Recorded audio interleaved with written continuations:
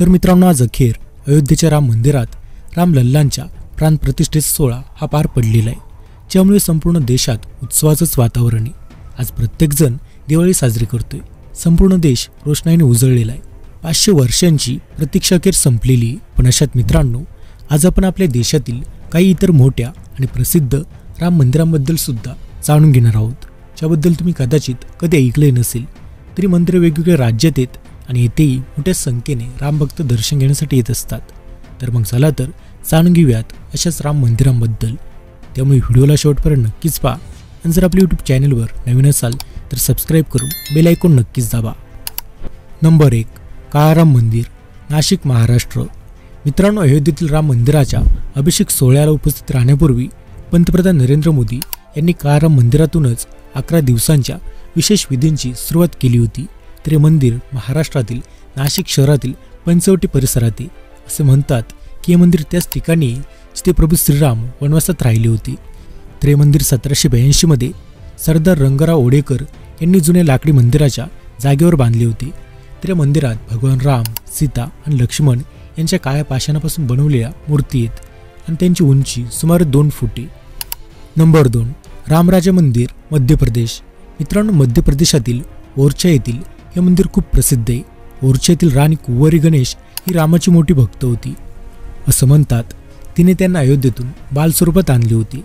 तर प्रभू रामाची मध्य प्रदेशात एक राजा म्हणून पूजा केली जाते।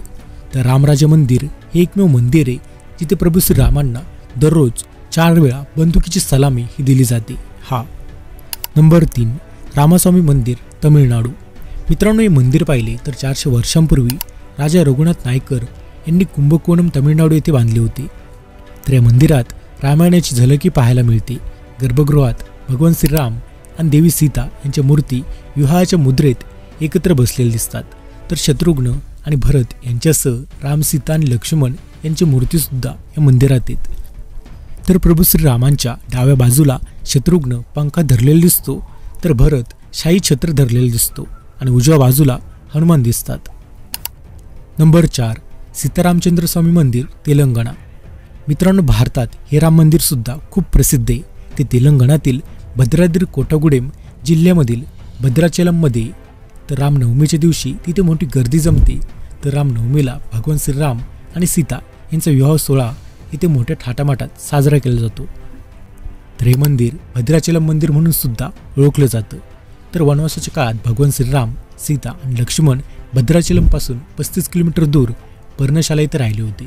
तर सीतेला वाचवण्यासाठी श्रीलंकेत जात असताना भगवान रामांनी गोदावरी नदी ही ओलांडली होती असे स्थानिक लोक सांगतात आणि त्याच ठिकाणी नदीच्या उत्तरेला भद्राचलम मंदिर आहे।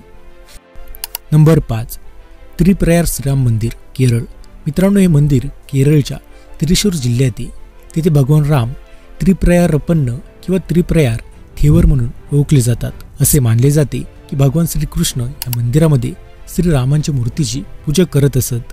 तर भगवान श्रीकृष्ण हे जग सोडून गेले तेव्हा मूर्तीचे समुद्रात विसर्जन करण्यात आलेले आणि नंतर ही मूर्ती काही मच्छीमारांना सापडली आणि त्यांनी ती केरळच्या चेटुवा भागात स्थापित केली आणि नंतर वकाईल कमल नावाच्या स्थानिक शासकाने त्रिप्रयार हे मंदिर बांधले आणि तेथे मूर्ती स्थापना केली। नंबर 6, कोदंडराम मंदिर, कर्नाटक। मित्रांनो, हे मंदिर कर्नाटकातील हिरेमागलूर येथे जे चिकमंगळूर जिल्ह्यात येते।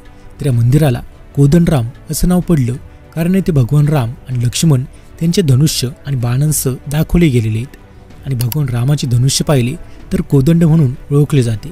तर गर्भगृहात हनुमान चौकीवर राम, लक्ष्मण आणि सीता यांच्या मूर्तीसुद्धा आहेत। नंबर 7, श्रीराम तीर्थ मंदिर, अमृतसर।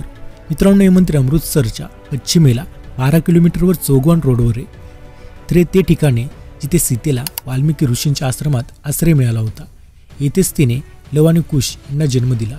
तर इथे पायऱ्या असलेली एक विहीर देखील आहे जिथे देवी सीता स्नान करत असे। अशा स्थितीत हे मंदिर भारतातील सर्वात पवित्र राम मंदिरांपैकी एक मानलं जातं।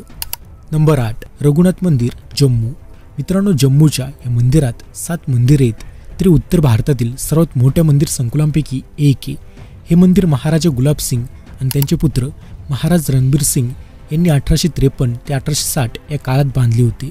तर मंदिरात अनेक देवता आहेत पण मुख्य देवता राम आहे, जो भगवान विष्णूंचा अवतार आहे।